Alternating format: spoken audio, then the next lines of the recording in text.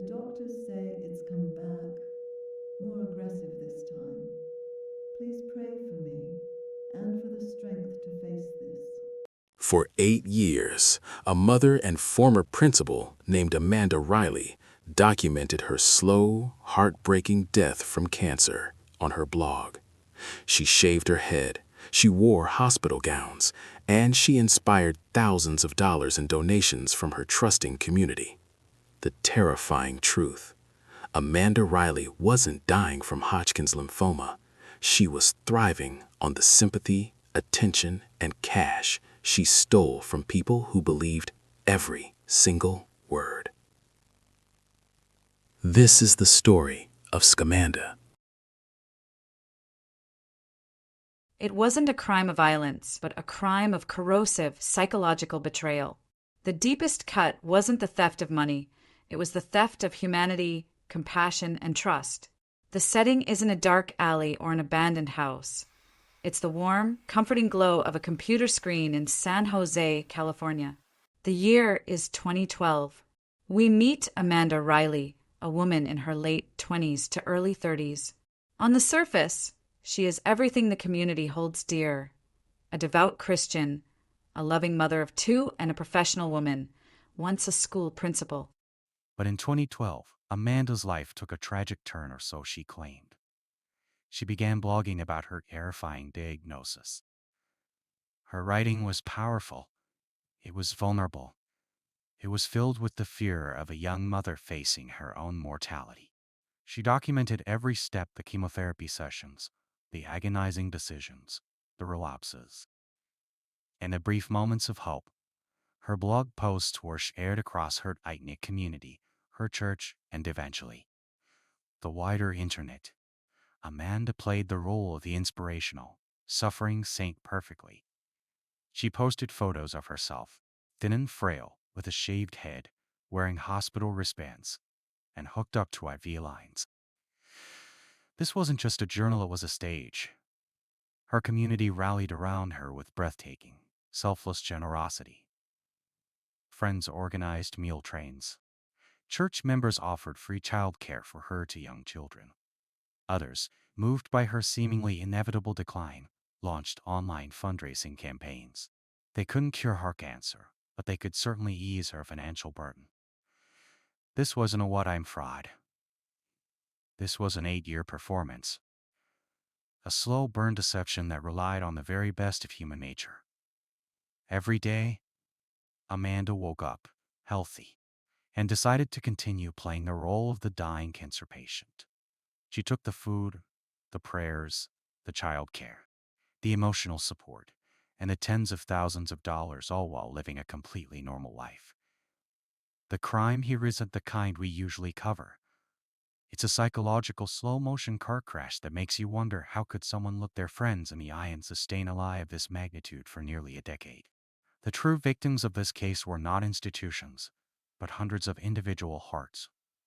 People who gave money they didn't have, services they desperately needed, and compassion they reserved for the truly suffering. Let's focus on the environment Amanda was operating in. She was entrenched in her community, a former school principal and an active church member in the San Jose area. These institutions rely on trust and shared morality, making them the perfect, soft targets for a calculated fraudster. The emotional angle here is the deepest betrayal. The donors weren't faceless corporations, they were ordinary, empathetic people.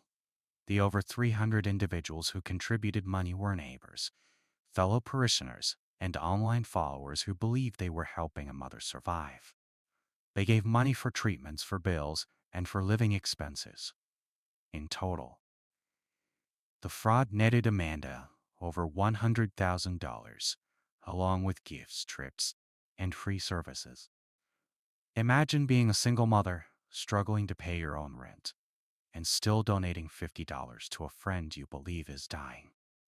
That is the kind of compassion Amanda Riley exploited. Her blog was her weapon. It wasn't just descriptive, it was manipulative. She described the effects of chemotherapy she never received and the pain of recovery she never experienced. Crucially, she created a narrative of constant relapse. From 2012 to 2016, Amanda claimed multiple remissions, only to crash back down into a new, aggressive cycle of cancer. Why the relapses? Because a remission meant the giving would slow down. A relapse meant immediate panic, renewed sympathy, and a fresh wave of donations. It was a sophisticated, self-perpetuating cycle of financial and emotional abuse. The key to her success was the lack of direct medical verification. Who questions a friend or a fellow church member about their cancer diagnosis? When a woman shaves her head and cries on camera, the overwhelming impulse is to help, not to demand proof of her blood work. This powerful psychological barrier allowed the deception to continue for years without any serious challenge. The crime wasn't a sudden theft.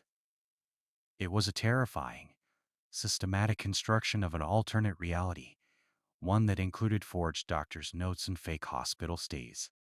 Amanda's method wasn't complicated, but it required an astonishing level of commitment and a total lack of conscience. The core of her deception lay in the fabrication of medical evidence. When her friends and followers asked questions about her treatment, Amanda didn't just give verbal updates, she provided proof. She allegedly created or falsified doctors' notes and medical records to show that she was undergoing aggressive treatment, sometimes even traveling for experimental procedures. This is where the story gets chilling. Amanda's ability to maintain the lie meant she had to constantly monitor her public image. When she posted photos of herself wearing a hospital bracelet, she was lying in a hospital bed. But not as a patient. She would often find excuses to be in the hospital environment just to take a believable photo, a terrifying level of commitment to the fraud. Imagine checking into a room at the hospital, pretending to be sick, and then posting a photo online for sympathy, knowing the funds generated by that photo are paying your mortgage. That is a level of manipulation most of us can barely comprehend.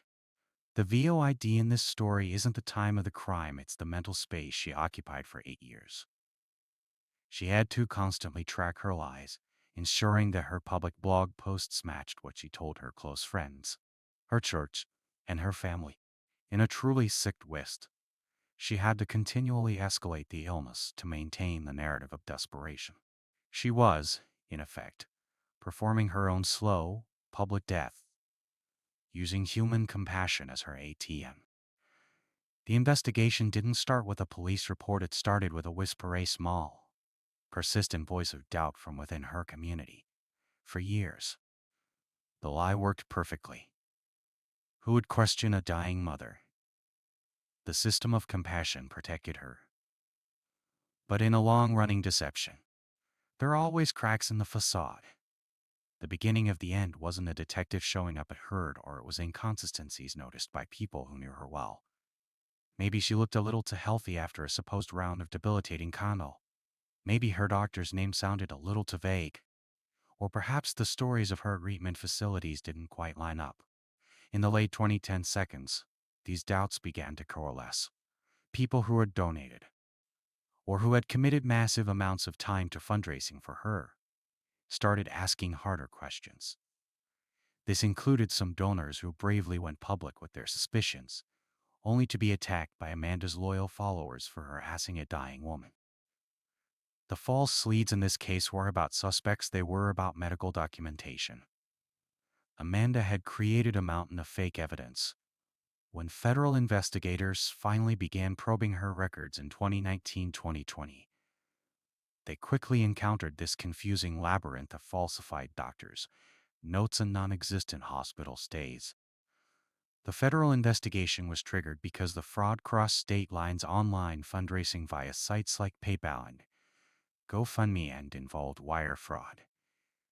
This was no longer a small, local community issue, it was a federal case. The investigators had to meticulously trace the money and subpoena the very medical records and claimed were real. They found that, while she had been a patient at various facilities for routine things, there was no diagnosis or treatment history for Hodgkin's lymphoma. The core of her story was a complete, documented fabrication. The investigation proved that the disease wasn't the cancer, the disease was the deception itself.